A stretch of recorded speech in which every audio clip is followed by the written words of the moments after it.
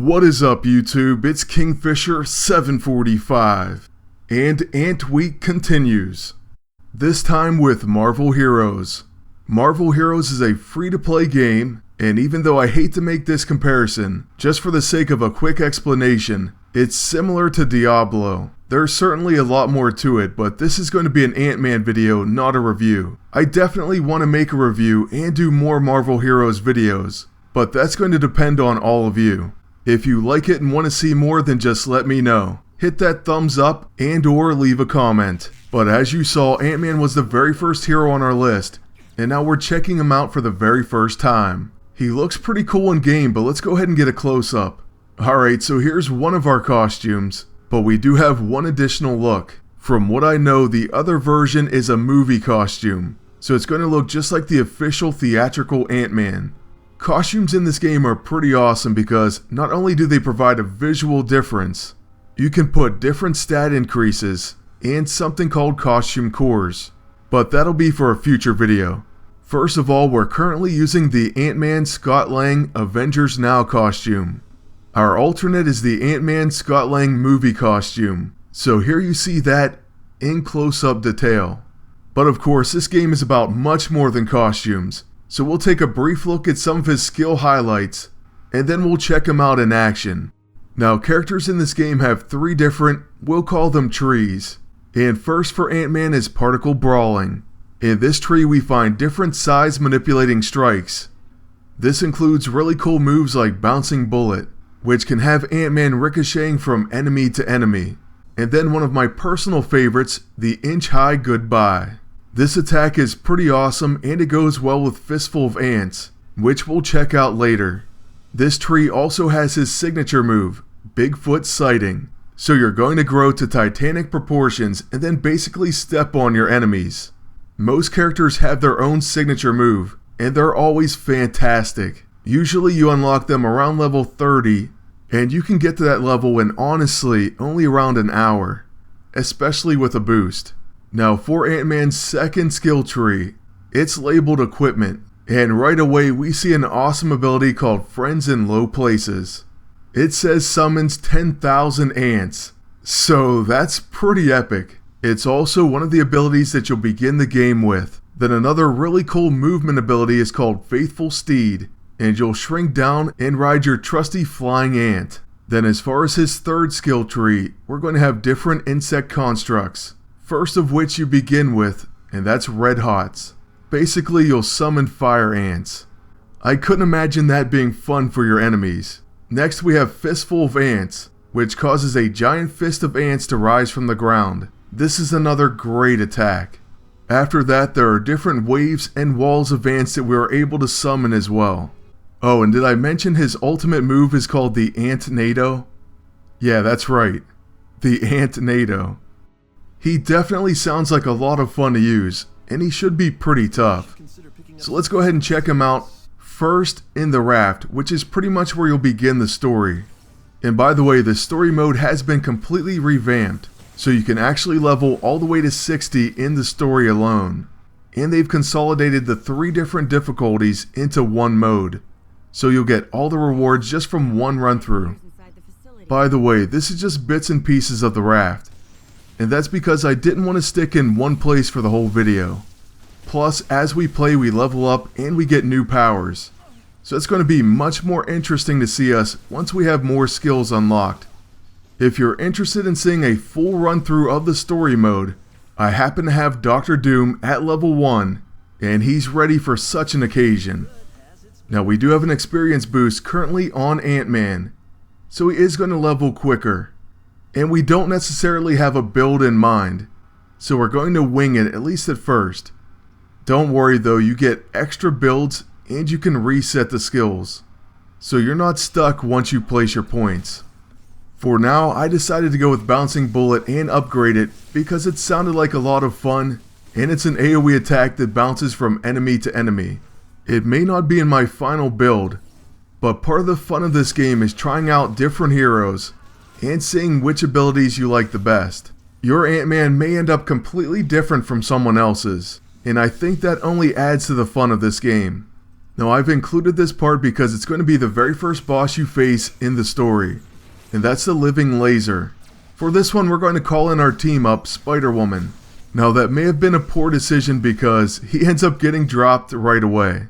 That's typically not going to be the case, especially not for a brand new player. But at this point we're going to cut to some Midtown footage so you can get a better sense of what Ant-Man can do, and also because there's something called Midtown Madness going on. On Mondays you'll want to go to Midtown Patrol, and there boxes will drop from all the bosses, which contain items and a ton of experience.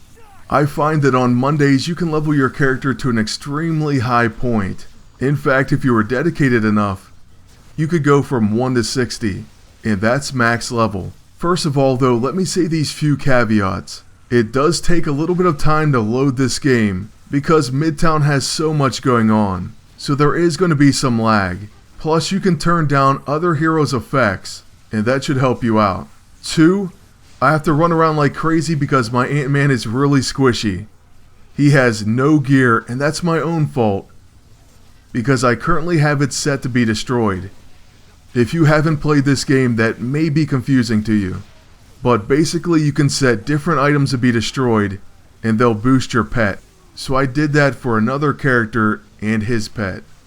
But we'll get some gear and we'll get higher level, and we'll have no problem standing toe to toe with these bosses. For now we're going to use our ant-like agility to dash in and out of combat. As long as we zip around and use our medkits, we'll be fine. Oh, and by the way, in Midtown alone you'll face bosses like the Frightful Four, the Sinister Six, Mr. Sinister, Doombots, Sentinels, and more. Plus you'll have a ton of other heroes running around helping out, and it's just a great way to level like I said. Plus get a ton of new gear for your hero. Now after we help take down the Frightful Four, we're going to go ahead and gear up, get some more levels, and we'll skip ahead to when we have more abilities for Ant-Man unlocked. Now I'll tell you what, out of these bosses, Juggernaut is scary because he can one-shot your hero. If you see a big arrow coming at you, you better dive out of the way. He's just like, "Your puny weapons cannot harm me, I'm the Juggernaut."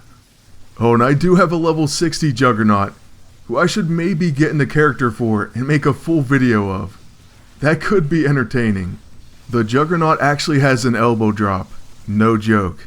Alright, so there you see a Midtown Madness chest, and we're going to pick that up. Like I said, it has a ton of XP, and your levels will fly up in no time.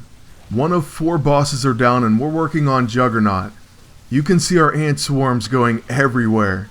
They're all over the ground. A lot of times because of AoE and split DPS, bosses will go down around the same time. So Living Laser is about to drop as well.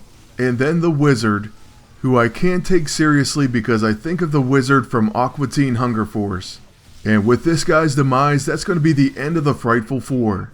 By the way, I think you saw our Fistful Vance come up. Okay, unfortunately our inventory's full, so we'll go ahead and use a few of these boxes. Then we'll pick up the last chest.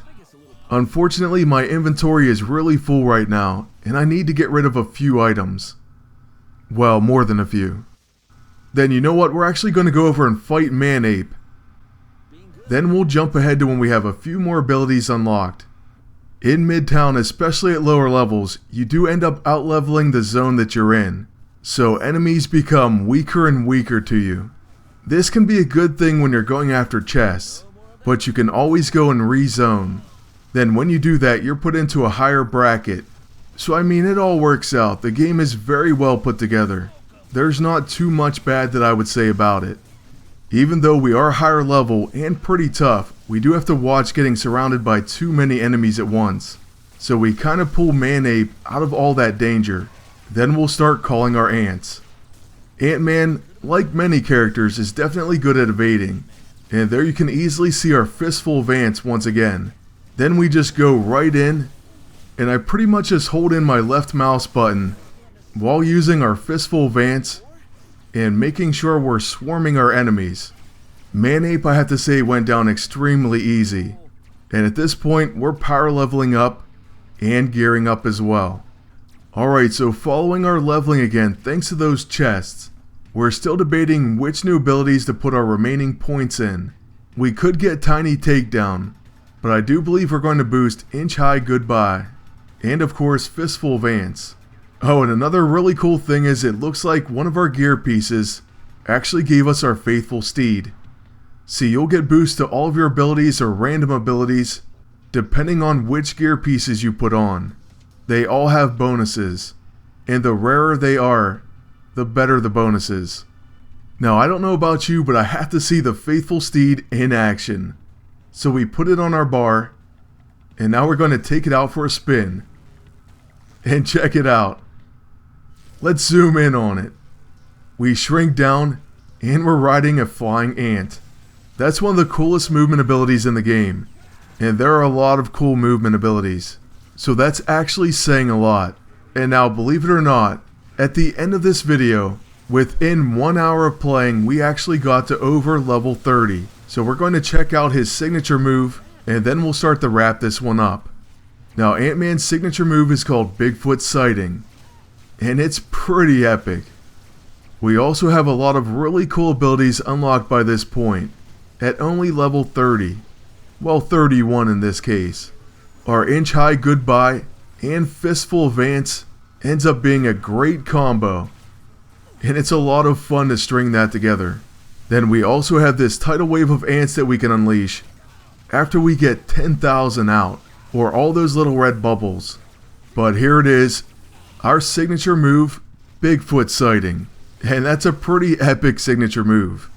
After that, we'll take down these final few bosses, which is only Malekith and company, and then we'll come to the end of our first look of Ant-Man in Marvel Heroes, aka Ant Week Day 2. In this battle, I am going to unleash the tidal wave of ants, but I have to line it up a little bit better, and there it goes.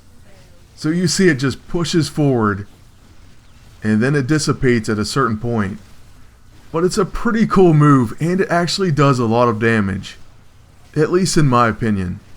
It may not be in my final build, but it is fun to use right now. You can pretty much use friends in low places and then unleash it, so I do like that aspect. Right now, I kind of use that combination, and then the Inch High Goodbye, plus Fistful Vance.